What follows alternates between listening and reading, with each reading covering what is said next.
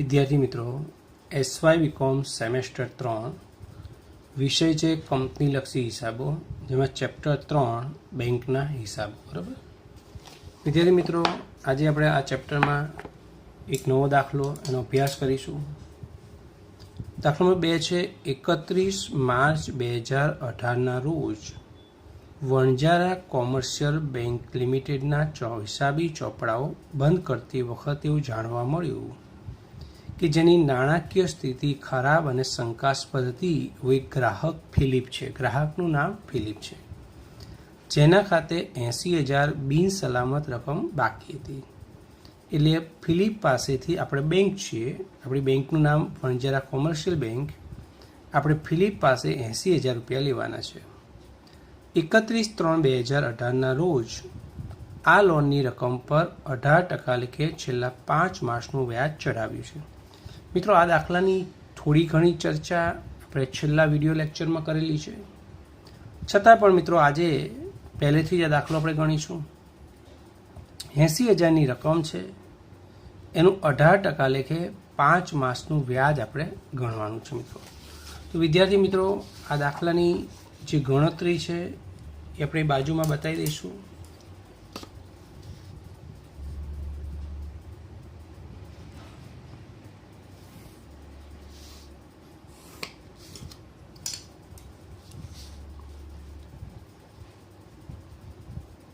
જરૂરી ગણતરી.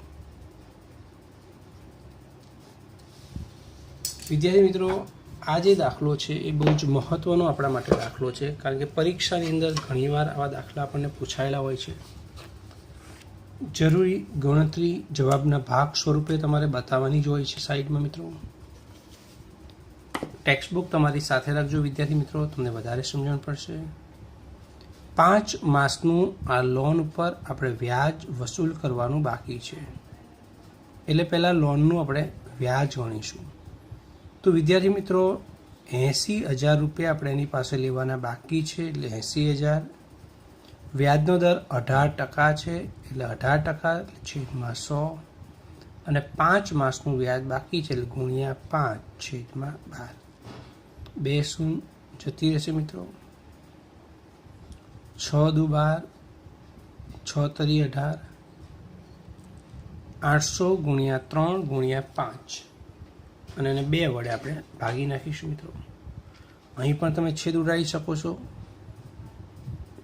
4 અને 2 0 થઈને 5 તરી 15, અને 15 ચોક 60, અને 2 શૂન્ય છે એટલે બીજા 2 0 આવશે. તો વિદ્યાર્થી મિત્રો, તમે જોયું કે આપણે 6,000 રૂપિયા આ જે લોન છે એનું વ્યાજ વસૂલ કરવાનું બાકી છે. તો લોનનું વ્યાજ 6,000 આવ્યું. વિદ્યાર્થી મિત્રો, બહુ જ મહત્ત્વની ગણતરી દાખલામાં છે, ધ્યાનથી કોન્સન્ટ્રેશન રાખીને સમજો. લોનની લેણી રકમ જે બિનસલામત બાકી હતી એને આપણે લોન કહીશું. મિત્રો, એ 80,000 રૂપિયાની લોનના પૈસા આપણે લેવાના છે, અને વ્યાજ એ 6,000 રૂપિયા આપણે લેવાનું છે. એટલે બંને થઈને કુલ આપણે 86,000 રૂપિયા, આપણે બેંક છીએ, આપણે 86,000 રૂપિયા ફિલિપ પાસેથી લેવાના છે, ફિલિપે આપણને ચૂકવ્યું. ફિલિપનું દેવું કહેવાય.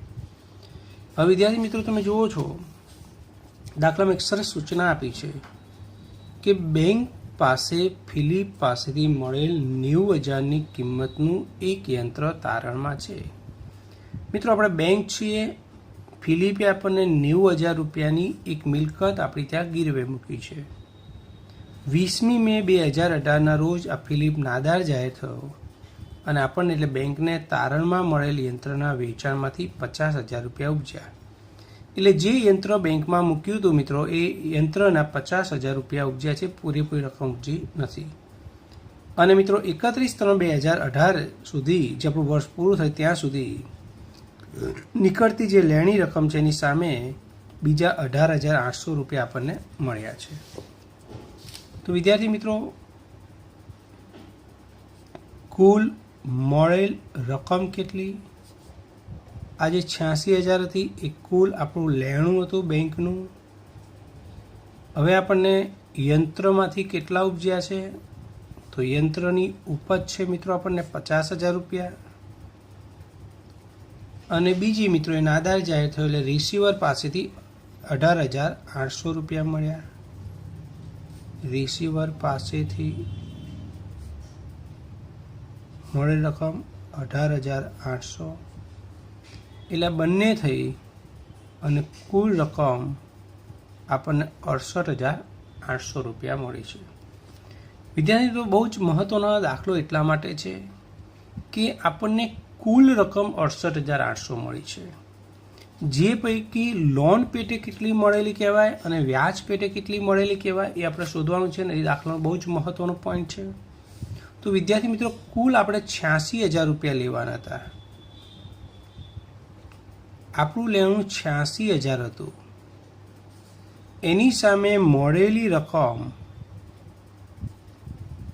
68,800 છે. આપણે બેંક છે એટલે આપણે લેણાની વાત કરીશું. ફિલિપ માટે વાત કરતા તો ફિલિપનું દેવું કહેવાય. ફિલિપનું દેવું 86,000 છે તો ફિલિપે ચૂકવેલી રકમ 68,800 કહેવાય.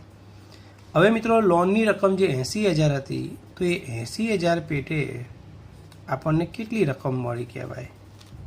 તો આ બંનેનો ક્રોસ ગુણાકાર થશે મિત્રો. 80,000 ગુણ્યા 68,800 અને છેદમાં 86,000. 3 0 અહીંથી કટ કરી નાખશું મિત્રો આપણે. 80 ગુણ્યા 68,800 ડિવાઇડ 86 64,000 ફ્રેન્ડ્સ 64,000 રૂપિયા. તો વિદ્યાર્થી મિત્રો તમે જુઓ છો કે લોનની જે રકમ હતી 80,000 રૂપિયા આપણી પાસે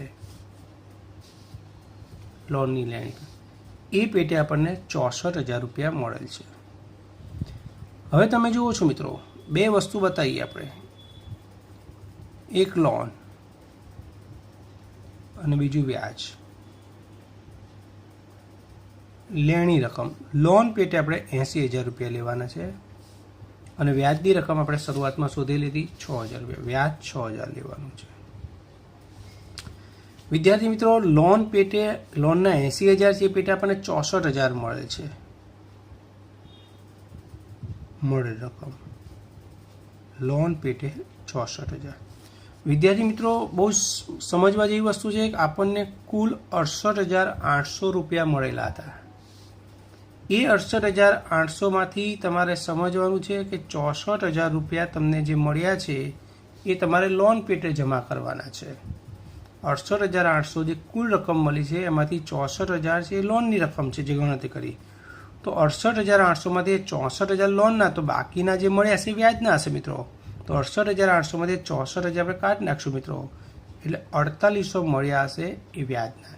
તો વ્યાજની મળેલ રકમ આપણે કેવી રીતે શોધી તમે સમજ્યા કે કુલ આપણને 68,800 રૂપિયા મળ્યા છે જેમાંથી લોન પેટે 64,000ની રકમ છે. તો બાકી જે આ બેનો ડિફરન્સ છે 4800 રહ્યો એ કઈ રકમ હશે? વ્યાજની રકમ. કારણ કે આપણે લોનની અને વ્યાજની બે જ રકમ લેવાની હતી. હવે બંને વસ્તુમાં કેટલી ઘાલખાત પડી તમે જુઓ છો કે લોનના આપણે 80,000 લેવાના હતા એમાંથી 64,000 મળ્યા છે એટલે 16,000 લોનમાં આપણને મળ્યા નથી. તો આ લોન પેટે ઘાલખાત આવી મિત્રો. અને વ્યાજ છે એના 6,000 લેવાના છે એમાંથી 4800 મળ્યા છે એટલે વ્યાજની નહીં મળેલ રકમ એ 1200 રૂપિયા આપણા માટે આવી. તો વિદ્યાર્થી મિત્રો દાખલાની અંદર આ કન્સેપ્ટ યાદ રાખજો કે લોન અને વ્યાજ આ બે રકમ છે. એમાં લોન પેટે આપણને કેટલી રકમ મળી છે ને કેટલી રકમ નથી મળી, વ્યાજ પેટે કેટલી રકમ મળી છે ને કેટલી રકમ નથી મળી, આ તમારે શોધવાનો મહત્વનો કન્સેપ્ટ હતો. આ તમારે દાખલાની અંદર ખાસ મિત્રો શોધવાનું છે. કોઈ પણ દાખલો તમે આ રીતનો જ્યારે ગણશો મિત્રો શંકાસ્પદ વાળો ત્યારે તમારે આ રકમની જે આડીવડી ગમે તે રકમ આપી હોય પણ તમારે આ પોઈન્ટ ક્લિયર કરવાનો છે કે લોનની કેટલી રકમ હતી, એ પેટે કેટલી રકમ મળી છે ને કેટલી રકમ બાકી છે. Same as it is friends, વ્યાજ પેટે કેટલી રકમ લેવાની હતી, વ્યાજ પેટે કેટલી મળેલી રકમ છે અને વ્યાજની નહીં મળેલી રકમ. આટલો પોઈન્ટ તમારો ક્લિયર થવો જોઈએ. કારણ કે આ બધો જ જે ટોપિક છે એની આપણે અહીંયા આમનોંધ લખવાની છે. હવે વિદ્યાર્થી મિત્રો આ દાખલાની અંદર આપણને આમનોંધ નથી પૂછી, આપણને 3 ખાતામાં ખતવણી પૂછી છે. પણ તેમ છતાં તમે સારી રીતે ખાતામાં એની ખતવણી કરી શકો, સમજી શકો એ માટે હું અહીં આમ નોંધ પણ લખીશ અને પછી આપણે ખાતામાં ખતવણી કરશું, જેથી તમે વધારે સારી રીતે વસ્તુને સમજી શકો. તો વિદ્યાર્થી મિત્રો, પરીક્ષાની અંદર આપણને ખાતા બનાવવાના કીધા હોય તો આપણે આમ નોંધ નથી લખવાની, પણ મિત્રો આપણે વધારે સારી રીતે દાખલો સમજી શકીએ એટલે આમ નોંધ લખીએ છીએ. કોઈ દાખલામાં આપણને આમ નોંધ પૂછી હોય તો ફરજિયાત તમારે આમ નોંધ લખવાની છે. તો વિદ્યાર્થી મિત્રો, દાખલાની કેવી રીતે શરૂઆત કરશું, કઈ આમ નોંધ પહેલાં આવશે એ તમને ખ્યાલ છે. પહેલાંનું ફોર્મેટ લખી લઈએ મિત્રો. તારીખ, વિગત, ખાતાવહી પાના નંબર, ઉધાર રકમ અને જમા રકમ. વિદ્યાર્થી મિત્રો, સૌ પ્રથમ જે આપણે એની પાસેથી વ્યાજ લેવાનું છે એની પહેલાં એન્ટ્રી કરવાની. અને વ્યાજ ક્યારે લેવાનું છે? આપણું વર્ષ પૂરું થાય ત્યારે 31/3/2018 વ્યાજ પૂરું થાય છે. મિત્રો, વ્યાજ જે લેણું થયું એની આમ નોંધ છે આપણી પાસે કે જે વેપારી પાસેથી લેવાનું હોય એના ખાતે ઉધાર અને વ્યાજ ઉપલબ્ધ ખાતે આપણે રકમ લઈ જવાનું છે. વેપારીનું નામ આપણને અહીંયા આપેલું છે મિત્રો, ફિલિપ. તો અહીં લખશું આપણે ફિલિપ ખાતે ઉધાર 6000 રૂપિયા તે વ્યાજ ઉપલબ્ધ ખાતે જમા. બાબત જે નથી લખતો મિત્રો અહીંયા. પછી મિત્રો આપણને પહેલાં વ્યાજની એન્ટ્રી કરવાની. ત્યાર પછી જ્યારે વ્યક્તિ નાદાર જાહેર થાય છે ત્યાર પાસે કુલ મળેલી રકમ તો 20 મે, તમને ટેક્સ્ટબુકમાં આપી દો મિત્રો, 20 મે 2018 રોજ નાદાર જાહેર થયો એટલે 20/5/2018. ત્યારે મિત્રો આપણને કુલ મળેલી રકમ જે આપણે ગણતરી કરીને લાવ્યા છીએ 68,800 એની નોંધ કરવાની. રોકડ મળે છે એટલે ધંધામાં રોકડ, એટલે આપણે બેંક છે તો બેંકમાં આવે છે એટલે રોકડ ખાતે ઉધાર. અને મિત્રો ફિલિપ આપણને નાણાં આપનાર છે એટલે ફિલિપ ખાતે જમા. કુલ આપણને 68,800 મળ્યા, જે મેં તમને હમણાં બતાવ્યું મિત્રો, બરાબર. આ જ તારીખે મિત્રો બધી એન્ટ્રી થશે. એ નાદાર થયો એટલે એનું ખાતું આ તારીખે બંધ થઈ જાય. આ તારીખે લોનની નહીં મળેલી રકમની નોંધ કરવાની, જે આપણા માટે ઘાલખાત કહેવાશે. સ્ટેપ બાય સ્ટેપ મેં તમને આગળ આમ નોંધ સમજાવેલી છે મિત્રો. તો એની આમ નોંધ થશે ઘાલખાત ખાતે ઉધાર, તે વેપારી ફિલિપ છે એના ખાતે જમા થશે. લોનની ઘાલખાત મિત્રો આપણે એટલા માટે જ આ ગણતરી કરી હતી, લોનની જે 80,000 રકમ છે એમાંથી આપણને 16,000 રૂપિયા નથી મળ્યા, જેની ગણતરી આપણે કરેલી છે. એ 16,000 ઘાલખાતની નોંધ કરીશું આપણે. ત્યાર પછી 20/5/2018 પહેલી આમનામાં વ્યાજ ઉપલબ્ધ ખાતું જે આપણે ઊભું કર્યું હતું એ ખાતું બંધ થઈ જાય તો એની આમ નોંધ થશે. જમા હતું એટલે ઉધાર થશે. વ્યાજ ઉપલબ્ધ ખાતે ઉધાર 6,000 તે કયા ખાતે લઈ જઈશું મિત્રો? વ્યાજની મળેલ રકમ વ્યાજ ખાતે અને વ્યાજની નહીં મળેલ રકમ છે એ વેપારી ખાતે એટલે ફિલિપ ખાતે. તો વિદ્યાર્થી મિત્રો એટલા માટે જ આપણે ગણતરી કરી હતી કે મળેલ રકમ જે વ્યાજની 4800 છે અને 1200 રૂપિયા નહીં મળેલ રકમ. તો મળેલ રકમ છે એ 4800 એ વ્યાજ ખાતે અને નહીં મળેલ રકમ 1200 રૂપિયા વેપારી ખાતે. અને આ જ તારીખે મિત્રો આપણે ફરી આમ નોંધ વ્યાજ ખાતું બંધ કરશું. વ્યાજ ખાતું જમા છે તો એ ઉધાર થશે.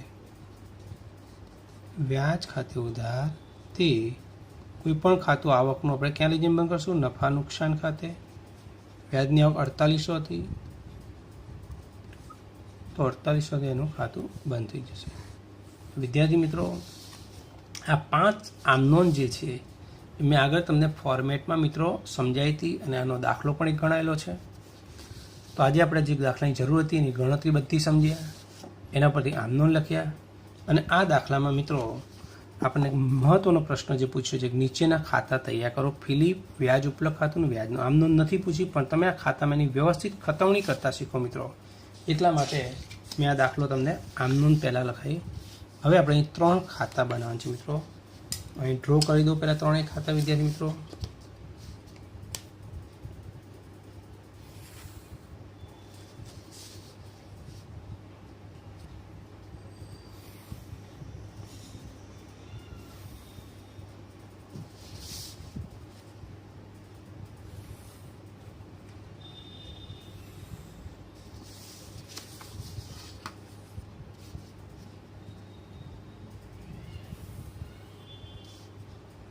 વિદ્યાર્થી મિત્રો, ખાતામાં આપણે જે ખતવણી કરતા હોય છે એ પ્રમાણેના ખાતા તમારે ડ્રો કરવાના છે મિત્રો.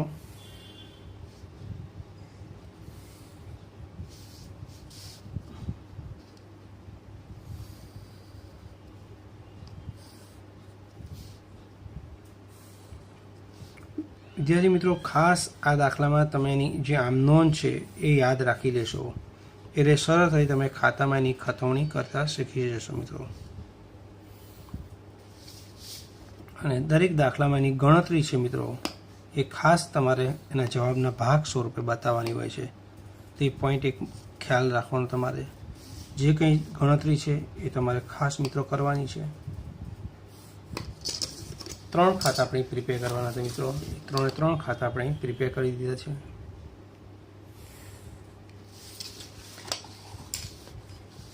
પહેલું ખાતું મિત્રો આપણે બનાવવાનું છે, જે વેપારી છે એનું નામ છે ફિલિપ. તમારી ટેક્સ્ટ બુકમાં આપેલું જ છે મિત્રો કયા ખાતા બનાવવાનું છે. ફિલિપનું ખાતું.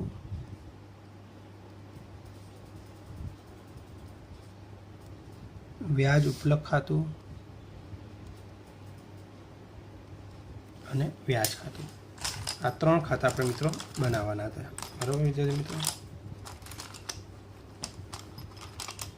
હવે મિત્રો એની વિગતો લખી નાખીએ. અહીંયા તમને ખ્યાલ જ છે, તારીખ, વિગત, રકમ, તારીખ, વિગત, રકમ, તારીખ, વિગત, રકમ, તારીખ, વિગત, રકમ. અહીંયા આપણે નોંધ પાનાનું ખાનું બનાવ્યું, પણ આપણે ખાસ કંઈ જરૂર નથી, અત્યારે બનાવ્યું નથી મેં. તારીખ, વિગત, રકમ. આ બાજુ ઉધાર સાઈડ અને આ બાજુ જમા સાઈડ. તો આપણને યાદ જ હશે મિત્રો. વિદ્યાર્થી મિત્રો, હવે દાખલા તરફ જઈએ. સૌ પ્રથમ સમજવાની વસ્તુ અહીંયા છે મિત્રો કે ફિલિપ પાસે આપણે 80,000 રૂપિયા લેવાના હતા મિત્રો, જે આપણું લેણું કહેવાય મિત્રો. કોઈ પણ વ્યક્તિ પાસે જ્યારે આપણે રકમ લેવાની હોય મિત્રો, ત્યારે આપણું જે લેણું છે અને એ લેણું મિત્રો તમારે ચોપડે બતાવવાનું હોય છે. આ એક પોઈન્ટ તમારે ખાસ યાદ રાખવાનો છે મિત્રો. બરાબર, કે આપણે એની પાસે કેટલી રકમ લેવાની હતી. તો વિદ્યાર્થી મિત્રો, સૌ પ્રથમ જે આપણે અહીંયા બાકી તમને બતાવી છે કે 31/3/2018, એટલે વર્ષ શરૂ ક્યારે થાય મિત્રો? 1/4/2017. એટલે જે લેણી રકમ છે એની ઉધાર બાકી હોય, એટલે પહેલાં ઉધાર સાઈડ તમારા એન્ટ્રી બતાવવાની. બાકી આગળ લાવ્યા. ફિલિપ પાસે આપણે 80,000 રૂપિયા લેવાના હતા. આ પહેલી એન્ટ્રી ટેક્સ્ટ બુકમાંથી જ આપણને ક્વેશ્ચન આપ્યો એમાંથી લખવાની હોય છે. અને ત્યાર પછી તમે જે આમનોંધ કરી છે મિત્રો, એ આમનોંધની આપણે અહીંયા ખતવણી કરવાની હોય છે મિત્રો. તમે જુઓ છો, પહેલી આમનોંધ છે 31/3/2018, ફિલિપ ખાતે ઉધાર તે વ્યાજ ઉપલક ખાતે જમા. ફિલિપ ખાતે ઉધાર છે એટલે ફિલિપ ખાતાની ઉધાર બાજુ લખશું મિત્રો વ્યાજ ઉપલક ખાતે વ્યાજની રકમ 6,000, અને વ્યાજ ઉપલક ખાતું જમા છે એટલે વ્યાજ ઉપલક ખાતાની જમા બાજુ લખશું 31/3/18 ફિલિપ ખાતે. બરાબર, આ ખતવણી તો તમે ટીવાયના અંદર છો મિત્રો, એટલે તમને તો આવડતી જ હશે. 31/3/2018 આપણું વર્ષ પૂરું થઈ જાય મિત્રો, એટલે અહીંયા ખાતું બંધ કરી દેવાનું, એકાઉન્ટ ક્લોઝ થઈ જશે. આનો સરવાળો થશે 86,000 મિત્રો. એનો એ સરવાળો તમારે આ બાજુ પણ લખવાનો છે 86,000. હવે અહીં કોઈ રકમ આપી નથી એટલે તફાવત 86,000 આપણો એનો એ જ આવશે 31/3/2018. બાકી આગળ લઈ ગયા, અને બાકી મિત્રો આપણે આગળ લાવવાની. માર્ચ પછી એપ્રિલ આવશે 1/4/2018. બાકી આગળ લાવ્યા 86,000. વિદ્યાર્થી મિત્રો, એ જ અહીંયા પણ 31/3/2018 આપણું વર્ષ પતી જશે 6,000. એટલે અહીંયા પણ એનો એ 6,000, અહીં કોઈ રકમ આપી નથી એટલે તફાવત આપણો 6,000 આવશે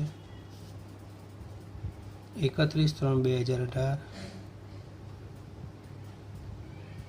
બાકી આગળ લઈ ગયા. બાકી આપણે અહીં લાવશું.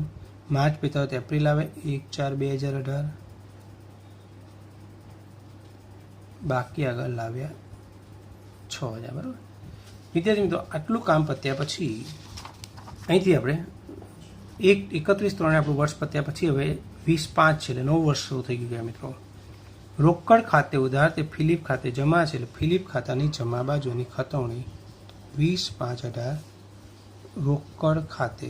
આમ નોંધ તમારી પાસે મિત્રો તમે લખેલી હશે એ તમને વધારે સારી રીતે ખતવણી સમજણ પડશે. પછી મિત્રો ગાલખાત ખાતે ઉધાર ફિલિપ ખાતે જમા. એ ફિલિપનું ખાતું જમા છે એટલે ફિલિપના ખાતાની જમા બાજુ ફરી આવશે 20/5/18.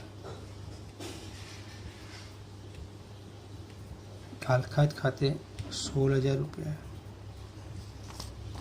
ત્યાર પછી મિત્રો 20/5 વ્યાજ ઉપલક ખાતે ઉધાર છે તો વ્યાજ ઉપલક ખાતાની ઉધાર લખશું જે જમા હોય તો બે વસ્તુ જમા છે બંને લખાશે.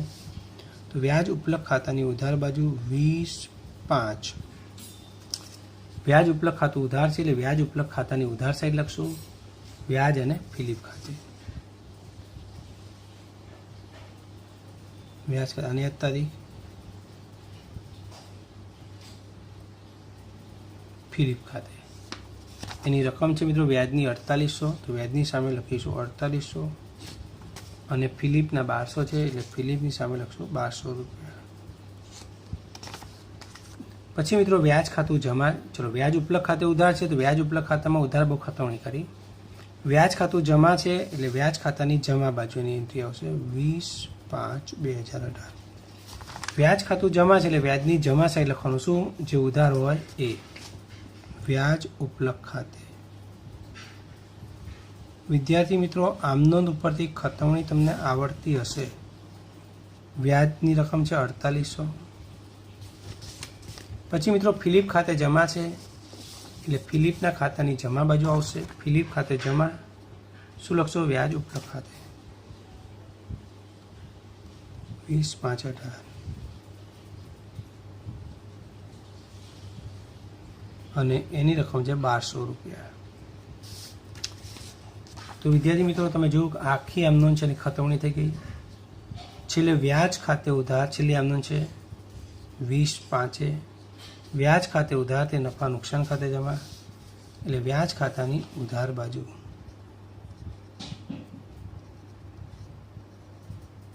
નફા નુકસાન ખાતે એની રકમ 4800 છે. વિદ્યાર્થી મિત્રો હવે ક્રમમાં આપણે ખાતા બંધ કરીશું. ફિલિપનો ઉધાર બાજુનો સરવાળો 86,000 છે. વિદ્યાર્થી મિત્રો તમે જુઓ છો કે ફિલિપ નાદાર જાહેર થયો અને નાદાર જાહેર થાય એટલે એનો હિસાબ ચૂકતે થઈ જાય મિત્રો. એનું ખાતું ક્લોઝ થઈ જશે, કોઈ ડિફરન્સ નહીં આવે. અહીંયા ઉધાર બહુ 86,000 છે, જમા બહુ 86,000 થઈ જશે. કેલ્ક્યુલેટર તમારી પાસે હશે તમે પણ સરવાળો કરી શકો છો. 68,800 વત્તા 16,000 અને વત્તા 1200 રૂપિયા. તેનો સરવાળો 86,000 ટેલી થઈ ગયો મિત્રો. એકાઉન્ટ ક્લોઝ થઈ જાય મિત્રો. વ્યાજ ઉપલક ખાતું છે એનો સરવાળો કરીએ 4800 ને 1200 6,000. તો જમા બાજુ પણ અહીં 6,000 રકમ છે. બંને બાજુનો સરવાળો ખાતું બંધ થઈ ગયું. અને વ્યાજ ખાતું મિત્રો જમા બાજુ 4800 ઉધાર બાજુ પણ 4800 બંને બાજુ સરવાળો સરખો છે. વિદ્યાર્થી જ્યારે તમે ડાયરેક્ટ આમનોંધ કરતા હોય એટલે ડાયરેક્ટ ખતવણી જ્યારે કરવાની ખાતા બના આમનોંધ ના લખી હોય તો મિત્રો જ્યારે વ્યાજ ખાતું બંધ કરીએ ત્યારે આ બાજુની રકમ તમે નહીં લખી હોય એટલે 4800 આની આ જ રકમ અહીં લખી અને નફા નુકસાન ખાતે જઈને ખાતું બંધ કરી દેવાનું. તો વિદ્યાર્થી મિત્રો પરીક્ષા માટે એક મહત્વનો અને એક સારો દાખલો હતો. તમે જો એ સરળતાથી આ વસ્તુ આપણે સમજી શકીએ એમ છીએ. તો જ્યારે પણ કોઈ વેપારી છે એની નાણાકીય પરિસ્થિતિ શંકાસ્પદ હોય ત્યારે મિત્રો આ રીતે તમારે 3 ખાતા બનાવવાના હશે. મિત્રો એવો જ એક દાખલા નંબર 3 આપેલો છે. તમે જુઓ છો Shri Saurabh central bank of ઇન્ડિયાનો એક ગ્રાહક છે. 31/3/2018 રોજ તેના નામે લોન અને ઓવરડ્રાફ્ટ 4 લાખ રૂપિયાની બાકી છે. મિત્રો જ્યારે આપણે ખાતું બનાવતા હોય ત્યારે બાકી આગળ લાવે 4 લાખ લખાશે. એ દાખલાની અંદર દાખલા નંબર 3 ની વાત કરું છું. હવે હું વિદ્યાર્થી મિત્રો 18% લેખે 1/4/2017 સુધી બેંકને વ્યાજ મળેલું છે. મિત્રો 1/4/2017 સુધી વ્યાજ મળેલું છે. 28/4/2018 રોજ બેંક સૌરભ પાસેથી કુલ દેવામાંથી દર રૂપિયે 60 પૈસા એટલે 60% રકમ મેળવ્યું છે અને ખાતું બંધ કરવાનું છે આપણે. વિદ્યાર્થી મિત્રો તમે જુઓ છો કે 1/4/2017 સુધી વ્યાજ મળ્યું છે અને અહીંયા 31/3/2018 રોજ એની પરિસ્થિતિ સંખાયેલી એટલે 1/4/17 થી 31/3/18 એટલે આખું એક વર્ષ થયું. એક વર્ષનું તમારે વ્યાજ ગણવાનું છે મિત્રો, આખા વર્ષનું. દાખલા નંબર 3 છે આપણો, લોન અને ઓવરડ્રાફ્ટનું વ્યાજ. 4 લાખ રૂપિયા લોન ઓવરડ્રાફ્ટની બાકી છે. એના ઉપર 18% લેખે આપણે વ્યાજ ગણવાનું છે આખા વર્ષનું મિત્રો. 2 0 જશે, 18 ચોક 72, 72,000 ફ્રેન્ડ્સ આવશે ને કુલ 72,000 રૂપિયા વ્યાજ થયું. અને મિત્રો 60 પૈસા એટલે 60% રકમ મળે છે. જ્યારે મિત્રો એ પૈસા કે ટકા આપ્યું ત્યારે દાખલો તમારા માટે એકદમ સરળ થઈ છે ગણતરીનો. તમે જુઓ છો કે લોન અને ઓવરડ્રાફ્ટ ટૂંકમાં BOD હું લખું છું, એની રકમ 4 લાખ રૂપિયા છે અને વ્યાજ એની રકમ 72,000 રૂપિયા છે. હવે વિદ્યાર્થી મિત્રો આગળનો જે આપણે દાખલો ગણ્યો તેમાં થોડીક કોમ્પ્લિકેટેડ ગણતરી હતી. તમે જોઈ હતી કે કુલ આટલી રકમ મળી હતી તો એ પેટેમાં લોનની કેટલી મળેલી કહેવાય, વ્યાજની કેટલી, બધું થોડુંક સમજવાનું પોઈન્ટ હતું. અહીં બહુ સિમ્પલ થઈ ગયો. તમને 60 પૈસા એટલે 60% રકમ મળે છે. 60% મળેલી રકમ 4 લાખના 60% 2,40,000. 4 લાખમાંથી 2,40,000 બાદ કરીએ મિત્રો એટલે 1,60,000 એ લોનની ઘાલખાદાઈ મિત્રો. આ 72,000 જે વ્યાજ લેવાનું છે એના પણ 60% મળે છે મિત્રો. 72,000 એના 60% 43,200 રૂપિયા આપણને મળે છે. એટલે એની બાકી રકમ 28,800 નહીં મળેલ વ્યાજની રકમ, આ મળેલ રકમ વ્યાજની, બરાબર મિત્રો 28,800 રૂપિયા મિત્રો, બરાબર 28,800 છે, ધ્યાન રાખજો વિદ્યાર્થી મિત્રો. હવે તો બહુ સિમ્પલ થઈ ગયું તમારા માટે. સૌ પ્રથમ આ જે લોનની રકમ છે એના ખાતામાં ઉધાર સાઈડ બતાવવાની છે મિત્રો. તરત એનું ખાતું બંધ કરી નાખવાનું છે, બાકી લાવી દેવાની છે. લોનની જે રકમ મળી છે એ રોકડ ખાતે લખવાની છે. બહુ સિમ્પલ મિત્રો, આમ નોંધ નહીં યાદ રાખો તો પણ આ જ ગણતરી. લોનની મળેલી રકમ અહીં લખવાની, લોનની ઘાલખાદ અહીં લખવાની અને વ્યાજની નહીં મળેલી રકમ એ અહીં આવશે. એટલે આગળનો જે દાખલો તમારી પાસે છે બીજા નંબરનો, એના ઉપરથી આપણે 3જા નંબરનો દાખલો ગણીએ છીએ મિત્રો, બરાબર. એ ગણતરી તમને સમજાવું છું એટલે આ ખાતું બંધ થઈ જશે મિત્રો. સેમ એ જ રીતે વ્યાજની 72,000 રકમ છે. અહીં મિત્રો પહેલાં એ વેપારીનું નામ છે અહીંયા દાખલાની અંદર આપણી પાસે મિત્રો, સૌરભ. સેન્ટ્રલ બેંક આપણે પોતે છીએ. સૌરભ એ સેન્ટ્રલ બેંક ઓફ ઇન્ડિયાનો ગ્રાહક છે એટલે સૌરભ ખાતે અહીં લખાશે. 72,000 જે વ્યાજની રકમ આપણે શોધી, ખાતું બંધ કરીને બાકી લઈ નાખશો. હવે મિત્રો 72,000માં મળેલી રકમ નહીં મળે એટલે 43,228,800, 43,228 વ્યાજ ખાતે અને સૌરભ ખાતે લખશો એટલે ખાતું બંધ થઈ જશે. અને છેલ્લે મિત્રો વ્યાજની જે રકમ આપણને મળી છે 43,200 એ વ્યાજ ખાતામાં જમા બાજુ તમારે વ્યાજ ઉપલબ્ધ ખાતે લખવાના 43,200, એ જ રકમ અહીં 43,200 નફા નુકસાન ખાતે લખીને ખાતું બંધ થઈ. વિદ્યાર્થી મિત્રો તમારે આમનો પણ વિચારવી નહીં પડે અને ફટાફટ તમે 2 મિનિટની અંદર ખાતામાં ખતવણી કરી શકશો. પણ પહેલાં આપણે આમનો બધી પ્રેક્ટિકલ દાખલો સમજ્યા બીજા નંબરનો મિત્રો, એટલે આ 3જો દાખલો તમને સરળતાથી સમજો. જે સ્ટેપ મેં સમજાવ્યું મિત્રો એ રીતે તમારે ખાતામાં અસર આપી દેવાની છે, આમનો વિચારવી નહીં પડે મિત્રો. તો આ દાખલામાં ખાલી આપણે ખાતા જ બનાવવાનું છે મિત્રો. તો વિદ્યાર્થી મિત્રો તમને જે સમજાવ્યું એ પ્રમાણે દાખલાની ગણતરી મેં તમને સમજાવી દીધી છે. હવે તમારે 3 ખાતા, સૌરભનું ખાતું, વ્યાજ ઉપલબ્ધ ખાતું અને વ્યાજ ખાતું, જે આપણે ટેક્સ્ટબુકમાં કીધું છે, બરાબર. એ 3 ખાતા તમારે જાતે મેં સમજાય એ પ્રમાણે બનાવવાના છે, બરાબર મિત્રો. તો વિદ્યાર્થી મિત્રો આના પછી નવા લેક્ચરમાં આપણે નવી રીતથી મળીશું. Okay, thank you.